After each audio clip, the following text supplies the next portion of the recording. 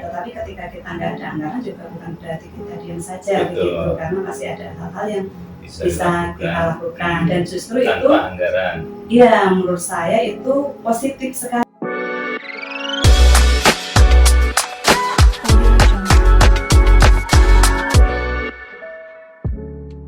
Assalamualaikum warahmatullahi wabarakatuh.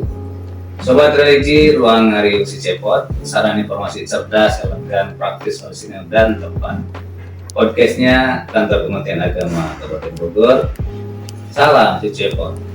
Sobat religi, bagaimana hari ini? Mudah-mudahan selalu sehat ya, selalu lancar beraktivitas dan juga tentu dalam lindungan Allah SWT, Tuhan yang Maha Kuasa. Sobat religi, seperti biasa, edisi kita akan membahas mengenal lebih dekat seksi penyelenggara di lingkungan Kantor Kementerian Agama Kabupaten Bogor.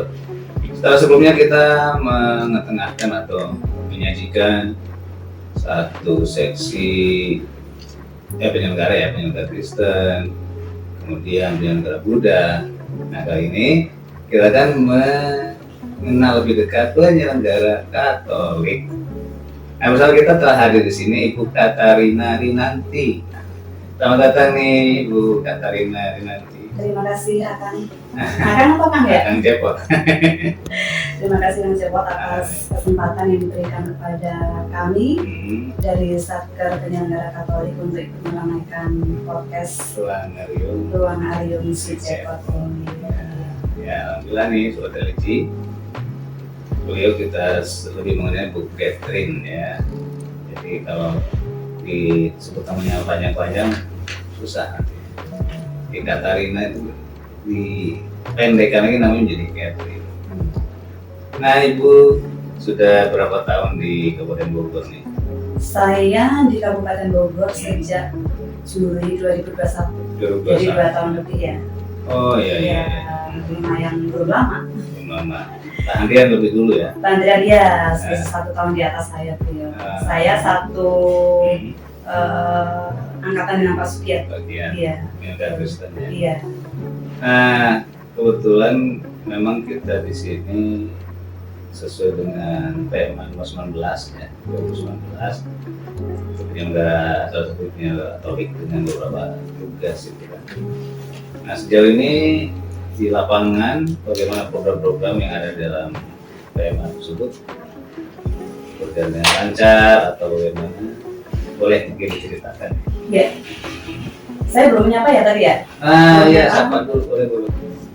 Teman-teman semuanya, panggilannya sahabat religi ya. Sahabat religi semuanya, selamat pagi.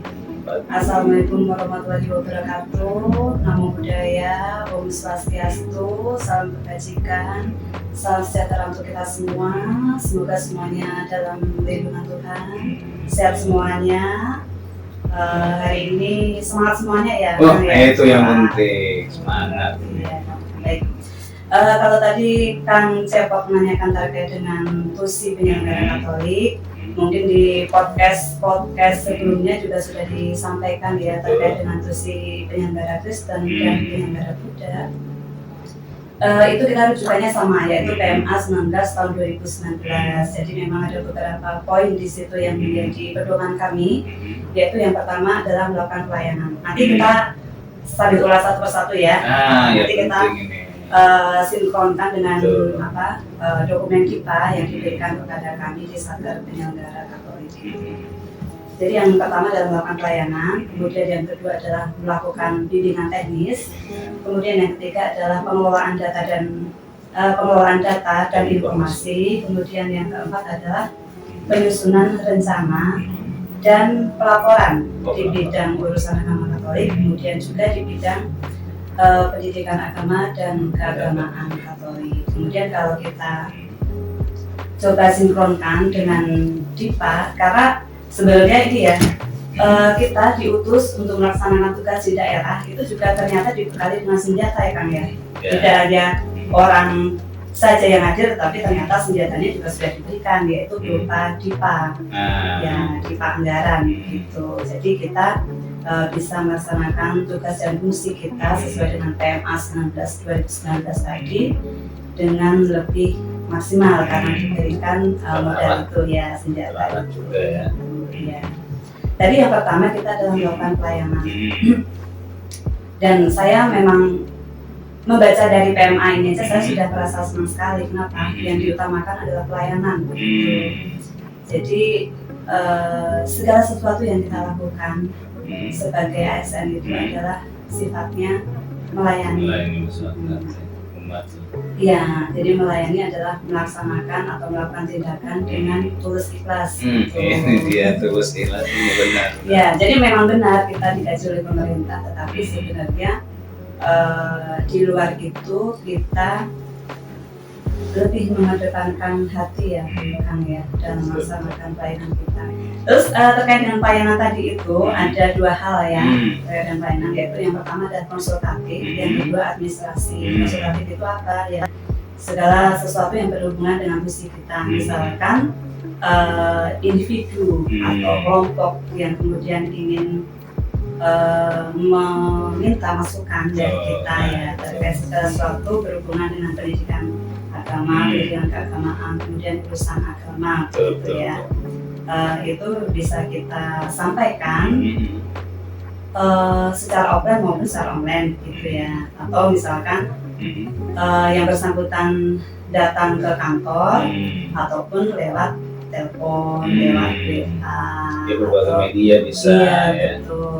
Dan seperti yang saya sampaikan tadi, apakah itu di jam kerja juga kadang-kadang Ataupun kan di tengah iya malam. betul, di luar jam kerja juga memang masih sering kita Mendapatkan menerima itu ya. ya, permintaan konsultasi, tapi ya itu bagian dari tugas Betul. kita.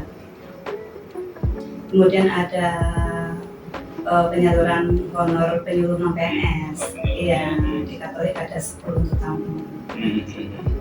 Baru jalan tahun ini atau sebelumnya sudah ada? Sebelumnya sudah ada, ya. Tetapi untuk tahun pertama saya di sini tahun 2021 itu pembayarannya dari Kanwil. Oh iya. Ya, sehingga untuk proses pembayaran di Kabupaten Bogor dimulai di tahun 2022. Iya, jadi tahun kemarin ya, tahun kemarin sama tahun ini jadi tahun kedua begitu. Jadi itu TPG, insentif, kemudian penyuluh ya. Kemudian selain pelayanan administrasi yang bermuara pada pencairan anggaran, kita juga ada penerbitan surat-surat rekomendasi, misalkan ya, surat rekomendasi, surat tugas. Kemudian ada verifikasi untuk bantuan-bantuan lembaga yang sudah kita laksanakan di Satker Penyelenggara. Itu untuk pelayanan, kemudian untuk bimbingan teknis. Nah, untuk bimbingan teknis ini memang ada kegiatan yang dilaksanakan di Dinas Katolik secara langsung ya Pak ya. Artinya ini ada anggaran yang memang sudah disiapkan oleh pemerintah. Pusat atau dari? Ya, anggaran dari pemerintah pusat kemudian masuk ke dalam DIPA Satker Penyelenggara Katolik Kabupaten Bogor. Gitu. Nah, ini contohnya di tahun ini adalah bimbingan keluarga sejahtera ya, kemarin sudah dilaksanakan di Sentul dengan mengundang 50 pasang keluarga gitu. Juga ya. Ya, jadi perwakilan dari lembaga-lembaga paroki dan stasi. Oh iya, saya menyangkut itu tuh ada berapa lembaga tuh di bawah? Ya, di paroki kami ada 10, kemudian stasi ada 3. Ya, jadi memang karena pemerintah juga mengalami keterbatasan anggaran ya. Betul. Memang idealnya kan semua masyarakat diundang begitu kan, kalau idealnya sehingga mereka menerima langsung, tapi karena itu tidak memungkinkan sehingga ya kita memang mengundang mereka, kalau disebut di paroki itu adalah pemerhati atau pendamping para keluarga-keluarga di paroki atau stasi. Sehingga ketika kita memberikan bimbingan kepada utusan-utusan ini, ya diharapkan mereka iya betul, jadi begitu.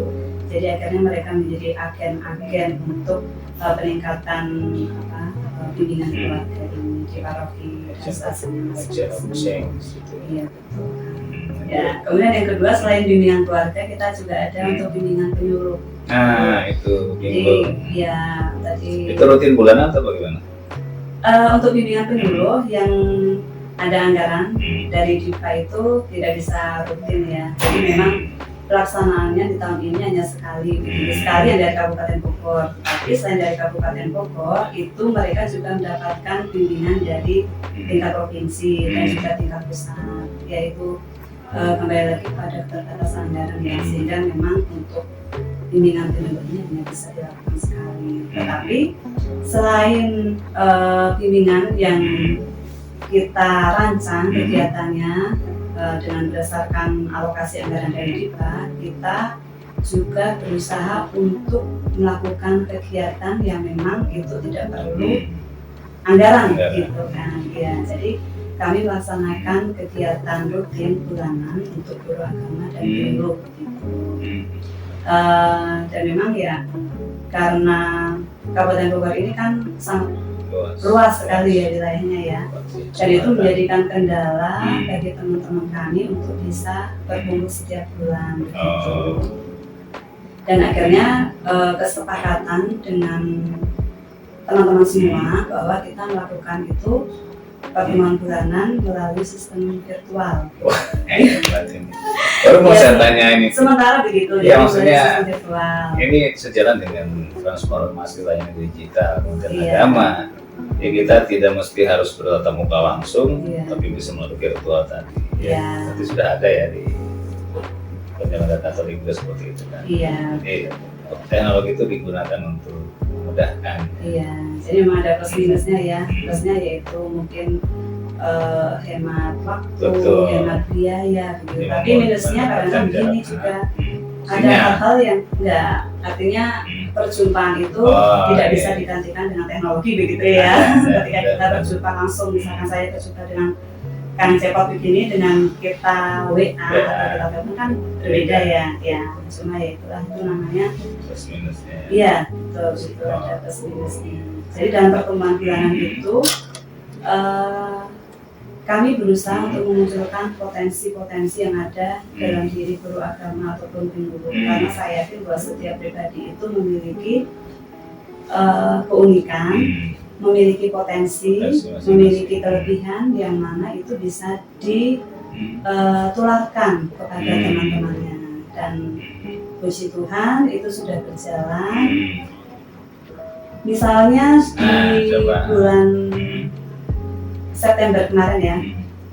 Jadi di bulan September kemarin itu temanya adalah hipnoterapi. Jadi teman guru kami itu ada yang mendalami ilmu hipnoterapi ya. Jadi bagaimana kemudian ketika pembelajaran itu bisa diterapkan ke siswa-siswa sehingga mereka bisa lebih fokus mengikuti pembelajaran. Nah itu ya, itu disampaikan kepada teman-teman yang lain. Kemudian sebelum September itu di bulan Agustus guru agama itu menyampaikan terkait dengan penggunaan Canva.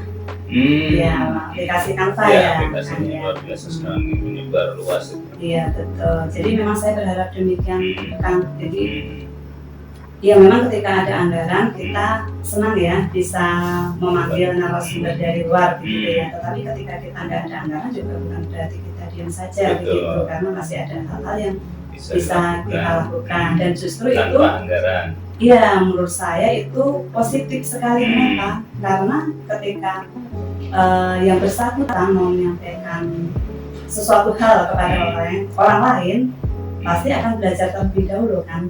Ya, jadi akan ada peningkatan kompetensi di dalam dirinya. Dan bersyukur bahwa teman-teman juga merespon baik, kemudian mereka juga antusias untuk melaksanakan kegiatan itu.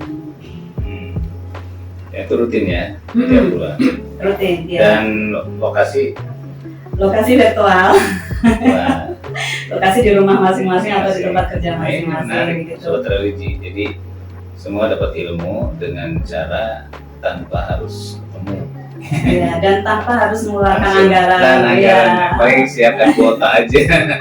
Kalau ada anggaran bagus, tapi kalau nggak ada anggaran ya kita masih bisa memikirkan bagaimana caranya biar tetap ada kegiatan yang bisa kita lakukan. Kompetensi tetap harus ditingkatkan meskipun nggak ada anggaran. Nah, kaitannya dengan ormas atau organisasi kemudahan bagaimana pembinaan terhadap mereka? Ada nggak? Organisasi mitra ya. Ya, Organisasi mitra. Baik. Untuk organisasi mitra di kami yang paling dekat adalah Gereja Katolik. Gereja Katolik itu ada coba sambil ini ya, saya perkenalkan sedikit ya tentang Gereja Katolik ya. Jadi kalau Gereja Katolik itu kami ada dalam satu komando. Jadi tahta tertinggi itu adalah kepausan yang ada di Roma. Kemudian kemudian di bawahnya adalah keuskupan. Di Indonesia ini ada 37 keuskupan. Kan, ya. Berarti disesuaikan provinsi. Tapi tidak sesuai. Jadi batas wilayah administrasi gereja itu berbeda dengan batas wilayah administrasi pemerintahan. Jadi berbeda. Ya. Kadang mungkin dua provinsi ada satu. Iya, bisa jadi juga satu provinsi itu terbagi menjadi 2 keuskupan gitu. Jadi wilayah batasnya memang tidak sama. Kemudian di bawah keuskupan itu ada namanya paroki. Ya, paroki. Kalau Cibinong ini masuknya paroki Keluarga Kudus yang di dekat Pasar Cibinong. Ya. Setelah paroki ada yang namanya stasi. Nah, tapi tidak semua paroki itu memiliki stasi. Jadi biasanya karena wilayahnya yang luas, sehingga nanti perlu dibentuk stasi begitu untuk memudahkan pengorganisasian atau mengkoordinir umat di situ. Ya. Itu ada bangunannya juga ya? Itu ada bangunannya ya. Itu bentuknya sama atau bebas kalau bentuknya? Kalau gereja stasi dengan gereja paroki ya sebenarnya unsur-unsurnya sama. Iya, unsur-unsurnya sama. Tapi biasanya kalau paroki itu lebih besar gitu ya kalau kita lihat dari kasat mata. Cuma model terserah ya, nggak ada patokan gitu model kayak gimana. Iya, kalau sekarang biasanya disesuaikan dengan budaya setempat untuk gereja Katolik itu. Ada berapa stasi di kita? Ada 3. Oh, 3. Iya, di Ciampea, kemudian Parung Panjang, satu lagi di Hambalang. Oh, kemudian di bawah stasi itu masih ada lagi kan wilayah, namanya wilayah. Iya, kemudian di bawah wilayah ada namanya lingkungan. Jadi lingkungan itu kalau di pemerintah seperti RW, jadi terdiri dari beberapa RT. Kepengurusannya pun lengkap gitu. Ada hierarkinya ya. Iya. Ketua dan seterusnya. Misalkan lingkungan itu ada ketua lingkungan, kemudian wakil, sekretaris, bendahara, kemudian seksi-seksinya juga lengkap. Ada seksi pendidikan, kemudian ada seksi kepemudaan, macam-macam dia. Nah, selama ini kegiatan-kegiatan apa saja nih yang jadi primadona atau unggulan atau harus nih dilaksanakan tahun ini atau gimana? Ada nggak? Program prioritas ya. Prioritas, betul sekali. Ya. Jadi kalau untuk program prioritas kita tentunya juga nyambungin dengan program prioritas di atas kita ya. Misalnya dari Eselon 1 atau memang dari Kementerian Agama pasti kan ada ya. Dan tahun ini ada 7 program prioritas. Ya. Itu mah sama lah. Sama ya. Kemudian yang kami laksanakan itu diantaranya adalah untuk penguatan moderasi beragama dan kerukunan umat. Untuk moderasi beragama ya puji Tuhan memang pemerintah itu mencanangkan program prioritas, tapi juga memberikan anggaran begitu ya. Jadi kemarin itu kita sudah melaksanakan penguatan moderasi beragama untuk para siswa. Siswa tingkat dasar, siswa tingkat menengah, kemudian tingkat PAUD juga ada ya. Ya itu sudah berjalan semua. Itu sudah berjalan. Kemudian tahun ini ada juga anggaran yang akan kami laksanakan untuk program penguatan moderasi beragama. Tapi kita masih menunggu nanti koordinasi dengan KKG dan MGMP. Jadi sebenarnya anggaran itu adalah anggaran bantuan ke KKG MGMP gitu. Tapi kita di Dinas Katolik ikut mendampingi kegiatan yang dilaksanakan. Sedangkan untuk kerukunan memang di tahun ini kita lebih ke koordinasi dan kolaborasi dengan tokoh agama ya Kang ya. Jadi bagaimana kemudian para tokoh agama ini bisa menyampaikan kepada umat binaannya bahwa memang ya kerukunan ini menjadi apa ya, menjadi kunci ya kan, menjadi kunci keberlangsungan bangsa kita gitu. Tanpa ada kerukunan ya kita nggak tahu apa yang akan terjadi di masa depan ya. Iya, jadi itu merupakan kunci utama dan itu kita sampaikan lewat tokoh-tokoh agama. Jadi ketika ada ibadah di kita itu ada yang namanya homili begitu. Apa tuh homili? Homili itu khotbah. Iya. Khotbah sama dengan khotbah ya. Jadi selalu sampaikan mengenai itu. Iya. Beragama ya. Disampaikan meskipun kalau di gereja Katolik mungkin untuk umat Katolik sendiri pengertian atau istilah moderasi beragama itu sebagian ada yang belum familiar gitu ya. Jadi di gereja Katolik sendiri mungkin menyampaikan dengan redaksi yang berbeda. Iya, yang berbeda, Tapi tetapi maknanya maknanya sama dengan moderasi beragama. Gitu. Dan kalau kita tinjau dari teologi juga, memang di kitab suci kita semua pasti ada ya terkait dengan moderasi beragama. Jadi tinggal kita melaksanakan, merawat, menjaga, sehingga keutuhan yang dari itu satu hal yang gampang ya. Iya. Sebenarnya dari kita sendiri. Iya. Nah sekarang harapan nih ke depan, kegiatan-kegiatan ke depan apa? Harapannya seperti apa? Barangkali di tahun politik bagaimana? Gitu kan? Jadi harapan ya, dari terkait harapan itu yang pertama pasti kami sangat-sangat berharap bahwa dari Bimas Katolik sendiri itu juga kehadiran kami membawa manfaat gitu ya. Karena kalau nggak membawa manfaat ya untuk apa ya ada Bimas Katolik di sini. Yang pertama itu. Jadi semoga dengan adanya Satker Penyelenggara Katolik juga bisa mempermudah urusan-urusan di bagian pendidikan atau bagian urusan, lebih mempermudah koordinasi, kemudian kolaborasi dengan stakeholder terkait begitu. Itu yang menjadi harapan kami yang pertama. Kemudian yang kedua adalah sebenarnya kami juga berharap begitu bahwa selain anggaran dari Kementerian Agama, karena sebenarnya masih banyak kebutuhan kami yang belum bisa terfasilitasi dari anggaran Kementerian Agama begitu ya. Nah, kami juga berharap bahwa dari pemerintah daerah ya, jadi selama ini kan memang untuk Bimas belum bisa terfasilitasi dari anggaran Pemda ya Kang ya. Saya juga berharap bahwa semoga begitu, semoga tahun depan mudah-mudahan dari Pemda pun sudah ada anggaran yang bisa dikelola oleh kami yang ada di Bimas ya. Gitu. Ada lagi closing statement yang lain mungkin? Teruslah bersemangat untuk melayani. Ya, jadi semua yang kita lakukan adalah untuk menebar kebaikan. Baik, Sobat Religi, demikian ya bincang kita dengan Ibu Catherine atau Katarina Rinanti, SSI, beliau penyelenggara Katolik di kantor Kementerian Agama Kabupaten Bogor. Terima kasih Bu Catherine. Sama-sama Kang. Salam sejahtera untuk kita semuanya. Salam sejahtera. Mudah-mudahan pertemuan ini bisa berlanjut lagi di pertemuan yang berikutnya. Dan kita cukupkan sampai di sini Sobat Religi. Assalamualaikum warahmatullahi wabarakatuh. Salam si Cepot. Salam si Cepot.